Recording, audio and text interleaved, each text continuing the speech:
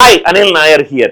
ఈ క్వశ్చన్ మనకు స్టాక్ మీద సగటు అనే ప్రాబ్లమ్స్ యూజ్ చేసి మనము ఈ క్వశ్చన్ ని ఈజీగా సాల్వ్ చేయొచ్చు.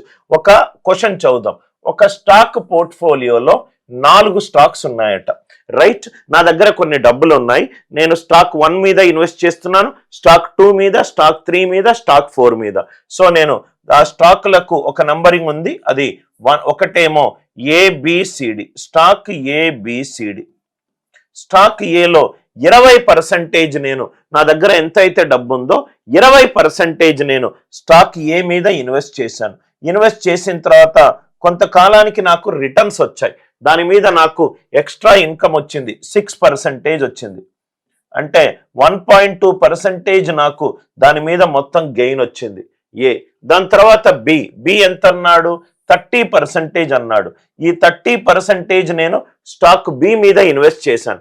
దానివల్ల నాకు రిటర్న్ ఎంత వచ్చింది? 8% వచ్చింది. అంటే మొత్తం నాకు 2.4% గెయిన్ వచ్చింది. మళ్ళీ స్టాక్ సి మీద 20% ఇన్వెస్ట్ చేశాను. ఇన్వెస్ట్ చేస్తే నాకు ఎంత గెయిన్ వచ్చింది?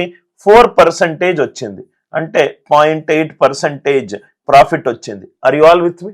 స్టాక్ డి మీద రిమైనింగ్ 30% ఇన్వెస్ట్ చేస్తే స్టాక్ నాకు నెగటివ్ రిటర్న్ వచ్చింది. నెగటివ్ కాబట్టి -5%, అంటే -1.5. అంటే నాకు మొత్తం వచ్చిన రిటర్న్స్ ఎంత sir?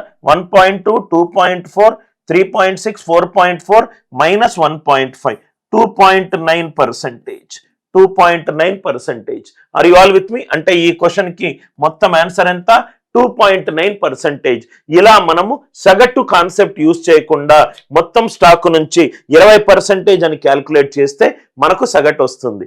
Are you all with me? Concept నచ్చినట్టు అవుతే వీడియోని లైక్ చేయండి, షేర్ చేయండి, ఛానల్ని సబ్స్క్రైబ్ చేసుకోండి.